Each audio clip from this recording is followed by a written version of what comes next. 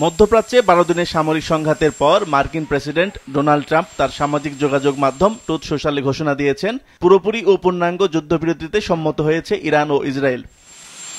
Trump বলেন, এ যুদ্ধ বহু বছর ধরে চলতে পারত, কিন্তু আমরা তা থামিয়ে দিয়েছি। আমি উভয় দেশকে অভিনন্দন জানাতে চাই। Congratulate the great American patriots who flew those magnificent machines tonight. ট্রাম্পের যুদ্ধ বন্ধের ঘোষণার পর আনুষ্ঠানিক বক্তব্য দিয়েছে ইরান। দেশটি যুদ্ধবিরতিতে সম্মত হয়েছে। তবে ইরানের পররাষ্ট্রমন্ত্রী আব্বাস আরাকচি সামাজিক যোগাযোগ মাধ্যমে জানিয়েছেন, এখনো কোনো চুক্তি হয়নি। ইসরায়েল যদি অবৈধ আগ্রাসন বন্ধ করে, তাহলে আমরাও হামলা বন্ধ করব। যুদ্ধ বন্ধের বিষয়ে এখনো কোনো আনুষ্ঠানিক প্রতিক্রিয়া জানায়নি ইসরায়েল। তবে সিএনএন এর এক প্রতিবেদনে বলা হয়েছে, এই ইস্যুতে প্রধানমন্ত্রী বেনিয়ামিন নেতানিয়াহু তার মন্ত্রিসভার গুরুত্বপূর্ণ সদস্যদের সঙ্গে জরুরি বৈঠক করেছেন। বার্তা সংস্থা রয়টার্স জানিয়েছে, ট্রাম্প নিজে কাতারের আমিরের সাথে কথা বলেন এবং ইরানকে বোঝাতে সহায়তা চান। পরে কাতারের আমিরের মাধ্যমে যুদ্ধবিরতির আলোচনায় সম্মত হয় ইরান।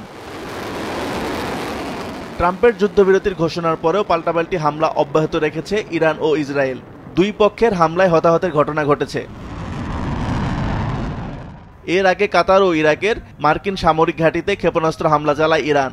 দেশটির পররাষ্ট্রমন্ত্রী জানায়, এই হামলা ছিল যুক্তরাষ্ট্রের আগ্রাসনের জবাব। সাময়িকভাবে বন্ধ ছিল কাতার, সংযুক্ত আরব আমিরাত, কুয়েত ও বাহরাইনের আকাশসীমা। আসিফ আল আমিন, মাছরাঙা নিউজ ডেস্ক।